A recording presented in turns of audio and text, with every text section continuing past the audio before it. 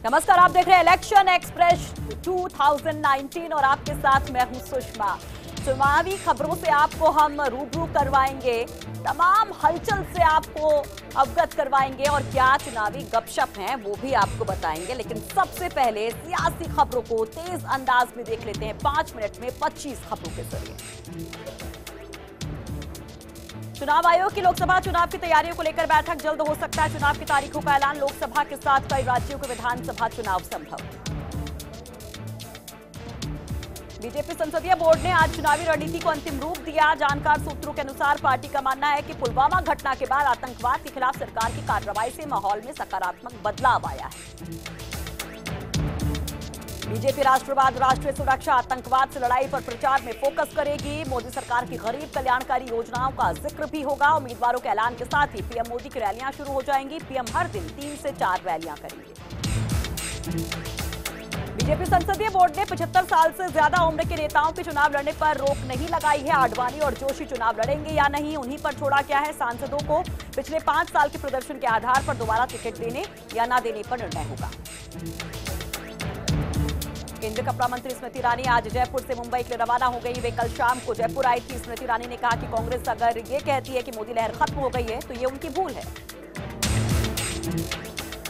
अमेठी में जब मोदी जी की जनसभा हुई तो वहां पर लाखों की भीड़ उमड़ी थी, इसलिए मोदी निश्चित रूप से दोबारा सरकार बनाएंगे, स्मृति ईरानी ने यह दावा किया।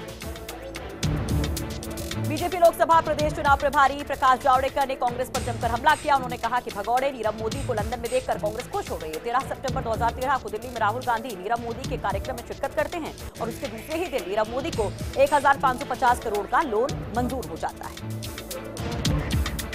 जावड़ेकर ने दावा किया कि कांग्रेस सरकार में देश को लूटने वाले भगौड़े खुलेआम देश में ही घूम रहे थे, लेकिन बीजेपी की सरकार आती भगौड़े देश से भाग छूटे। मोदी सरकार आने के बाद चोर डरकर भाग रहे हैं।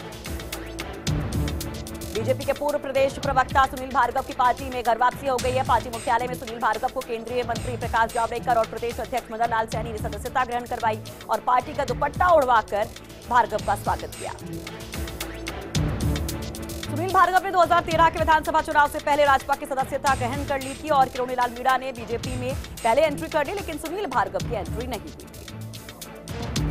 लोकसभा चुनाव से पहले बीजेपी ने सरकार की घेराबंदी करना शुरू कर दिया है और इंदौर में किसानों की कर्ज माफी, बिजली जैसे मुद्दों पर प्रदर्शन किया गया। पूर्व सीएम शिवराज सिंह चौहान ने इसका नेतृत्व किया।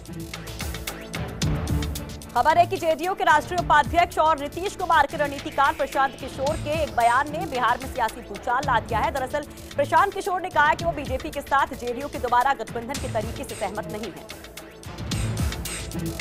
प्रशांत का मानना है कि महागठबंधन को छोड़ने के बाद बिहार के सीएम नीतीश कुमार को जनता के बीच जाकर नया जनादेश लेना चाहिए था। प्रशांत किशोर ने एक इंटरव्यू के दौरान ये बातें कही जो अब सोशल मीडिया पर वायरल हो रहा है।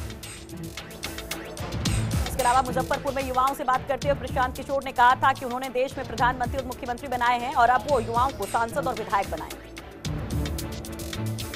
समाजवादी पार्टी ने लोकसभा चुनाव के लिए अपनी पहली लिस्ट जारी कर दी है। 6 उम्मीदवारों की लिस्ट में मुलायम के परिवार से 3 लोगों के नाम शामिल है। मुलायम मैनपुरी से चुनाव लड़ेंगे।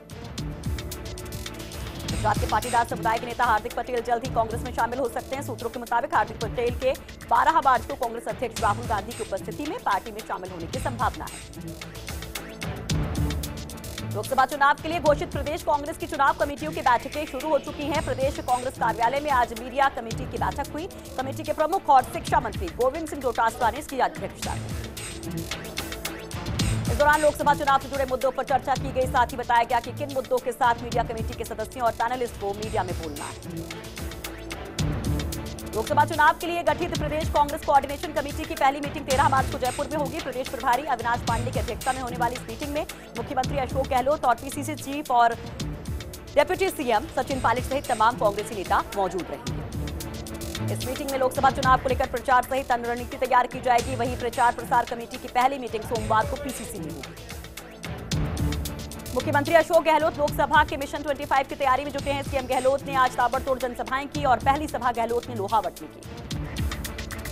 वहीं पाली और जालौर में भी अशोक गहलोत ने लोकसभा चुनाव की तैयारियों को लेकर कार्यकर्ताओं को दिशा निर्देश दिए। गहलोत ने कार्यकर्ताओं से मिशन 25 को पूरा करने के लिए मैदान में जुटने की बात कही। अलवर में पूर्व केंद्रीय मंत्री जितेंद्र सिंह के निवास पर सैकड़ों कांग्रेस पदाधिकारियों और कार्यकर्ताओं का जमावड़ा रहा। जनसुनवाई के दौरान कार्यकर्ताओं ने अपनी समस्याएं जितेंद्र सिंह को बताईं और जितेंद्र सिंह ने लोकसभा चुनाव को लेकर कहा कि ब्लॉक स्तर पर कार्यकर्ताओं को मजबूत किया जा रहा है। जितेंद्र सिंह ने दावा किया कि अब जनता समझ चुकी है और कांग्रेस पार्टी आगामी लोकसभा चुनाव में विजयी होगी। जितेंद्र सिंह ने राफेल को लेकर भी केंद्र सरकार पर हमला किया और कहा कि सब जानते हैं कि चौकीदार ही चोर है। प्रदेश कांग्रेस के महासचिव वैभव गहलोत ने आज सवाई माधोपुर के रणथंभौर दुर्ग स्थित त्रिनेत्र गणेश मंदिर के दर्शन किए। उन्होंने प्रदेश की खुशहाली की मंगल कामना की और साथ ही आगामी लोकसभा चुनाव को लेकर विजय के लिए भी प्रार्थना की।